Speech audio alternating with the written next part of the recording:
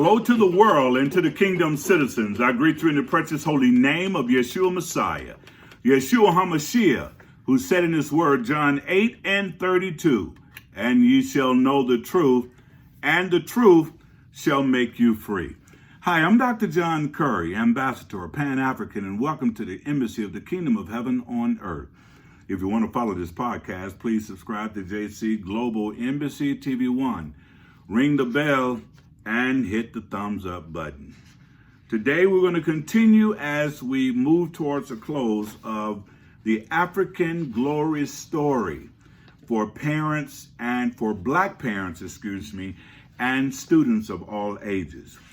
And today's topic we want to deal with, and that is the 70 nations, the 70 nations. And as we deal with these 70 nations, we want to get a good understanding of what these 70 nations are all about. We want to make sure we got a good understanding of what these 70 nations are all about. And in these 70 nations, there is a table of nations, as you can see behind me, the table of nations. So again, the African Glory Story series for black parents and students of all ages. And we're going to go in right now on this, the Table of Nations. When we say the Table of Nations, exactly what are we saying when we're talking about black people?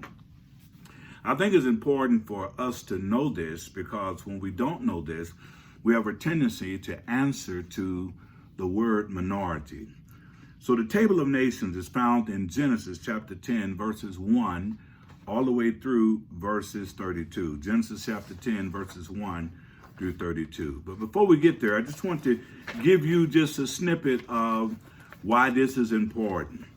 And if once you get this, I think you're going to be just fine moving forward with the Table of Nations. You have to understand that the Table of Nations, the Black Hamitic African family tree, is for teenagers, for young people, that parents and grandparents could pass this information on to their young people so they'll understand that they've never been a minority. And they shouldn't get in the mindset of thinking of themselves as can't learn because they're a minority, that they really don't have power because they just a few of us. No, we're not a minority, and we never have been. And I'm going to prove it to you in the Bible. But in this Table of Nations, the Hamitic Black African family tree, first thing we got to know this, and that is Noah had 3 sons.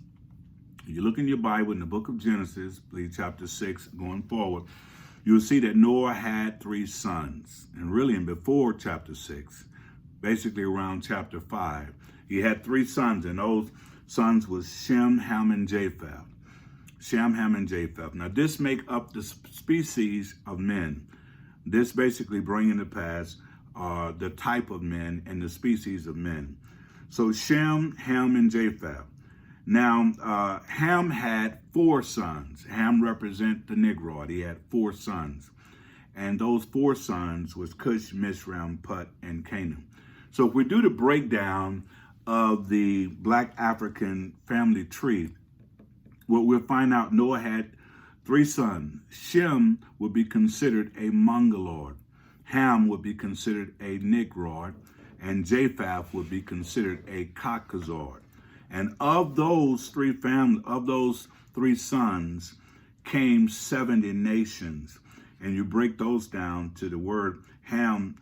His first son that he had was Cush, and the word Cush means Ethiopia. Mizraim means Egypt, and Put means Libya, and Canaan means Palestine. And that breaks down into the different types of Hivites, Jebusites, Archites, Amorites, Sinites, Hittites, Girgasites. It breaks down into all of those, which were all black people, and many, many more. Now, what I want you to really get is that when you break all of this down, you start moving within this Table of Nations, you start seeing how the breakdown breaks down. In other words, you see the differences between the Mongoloids, the Caucasoids, and the Negroids. So in Genesis chapter 10, verse 1 through 5, we're going to identify the Caucasoids. Genesis chapter 10, verses 1 through 5. You see, Japheth represents the Caucasoid. We get the word Caucasoid from the Caucasian mountain. That's where the Europeans, many of them came from Europe. They migrated from Africa, went to Europe, and they settled there. And while settling there, their skin never picked up the melanin that they need. So therefore, they're considered to be Caucasians because they came out of the Caucasian mountain, and therefore their skin was pale and white.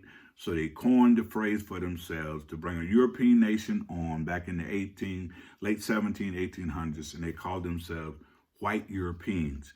And those Europeans are a conglomerate of many other white nations that pulled together to give themselves power. So Japheth, the Caucasoid, had 14 nations. That's what I said. He had 14 nations, not 15, not 16, but 14 nations. Then you have Shem, the Mongoloid. He had 26 nations. That's Genesis 10, verses 21 through 32. Genesis 10, verses 21 through 32. The Mongoloid. These would be considered our Asiatic brothers. These would be considered those that are from Asia. Then you have Ham, the Negroid, had 30 nations. And that is Genesis 10, verses 6 through 20. Ham, the Negroid, is us as black people. They like to call us minority because we're in a minority place where it's not many of us. But when you go to the continent of Africa, you're looking at easily between 1.5 to 1.6 billion people are black folks. And the population there of black people range from the ages of 16 through 27. That is the dominant, maybe 29. That is the dominant population. So the continent of Africa is a very young continent. And this is why this is for young boys and girls that are black, and for parents and grandparents to make sure you educate your children on the fact that they have never been a minority, and they should stop answering to the phraseology of minority. Well, why is that important? It's important because we are an extension of the continent. The only ones that are minorities in the world and have been minorities in the world for the last 1,000, I'd say 2,000-3,000 years, or even longer, has been white people. You see, Japheth had 14 nations. With 14 nations, you're not a majority. Shem had 26 nations. That's not a majority. But Ham the Negroid had 30 nations. So as black people, we've never been a minority. Fact about everything we touch becomes who we are, black, because of the melanin that we have within our skin. So I want you to understand that. So there's 1.5 billion of young black folks in Africa. Now, outside of Africa, which brings us to America, which brings us to Europe, which brings us to Britain, which brings us to Russia, which brings us to France, Italy, Spain, all over the world, outside of Africa, we are 250 million black people strong. 250 million of us strong outside of Africa. Now, what does that mean? That simply means when you live outside of Africa, you're living in a place called the diaspora. So we are part of the diaspora living in America. We're part of the diaspora when we live in France, when we live in Spain, when we live in Europe, when we live in Britain, when we live in Russia. That's all a part of the diaspora. We're not indigenous to these particular nations, but we are indigenous to the continent of Africa. We're black wherever we go, and therefore, when we go back home to Africa, or shall I say Al-Kabulan, that's our home, and that word is broken down, Al-Kabulan, the land of the blacks. So we've never been a minority. And I want you to understand that within the table of nations, there are 70 nations. And I just gave you the 70 nations. Remember, Japheth, the Caucasoid, 14 nations. Shem, the Mongoloid, 26 nations. Ham, the Negroid, 30 nations. And these are all found in Genesis chapter 10, 1 through 32. And you say, well, why is that important? Because if you're going to rise and be what you need to be as a black people, you got to know where you stand. You are not alone. You've never been alone, because the enemy has came in to try to divide the continent of Africa. with the diaspora want us to look over at Africa and think all of our brothers and sisters in Africa are dumb, they're stupid, they don't know anything, when in fact the opposite is true. We came from a great heritage. We came from great lineage. And there's no other group on the planet like us. There are no other people on the planet like us. You see, if you take African history out of world history, you have nothing. Or you just have people running around trying to pretend that they are creating history. Everything started with black people. Now, let me give you the breakdown of world civilization and world history. Remember I told you before, God created the first man who was black, the first woman who was black. He created the first family that was black. He created the first nation that was black. He created the first world civilization that was black. All of that was done on the continent of Alkebulan, which is now called Africa.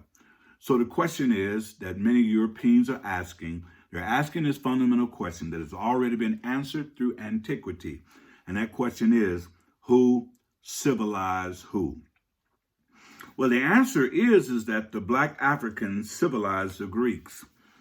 And the Greeks civilized the Romans. And the Romans civilized France, Spain, and all of Western Europe. Therefore, they all got their civilization from the ancient black African Egyptian, who was known before the word Egyptian was Kemetic people. That's who civilized the world. It's us. We civilized the world, and now the world has spent hundreds of years trying to uncivilize us by liquidating our culture, by liquidating us and our memory from where we came from, who we are, and where we're going. So I just thought that would be a nice closing snip so you would understand why these clips are important, so you would understand why the African glory story is important, so you would be able to pass this on to any of your friends so they'll understand that we're not just black folks, we're black folks with excellence. We are descendant of great men and women, kings and queens all over the world. We are known all over the world, but we've just been brought to this racist continent called America, and now we're pulling ourselves up, remembering who we are, taking back our culture, understanding who we are, and continue to do the great things of our ancient and ancestors, and be great like they was great, be excellent like they was great, and do great things as we move forward. So I trust that you can believe it. I trust that you can receive this series on the African glory story for black parents and their students, all of all ages. The African glory story for black parents and students of all ages. I trust you can believe it. I trust you can receive it, and I trust you will share it and pass it on to many others. God bless you. Until next time.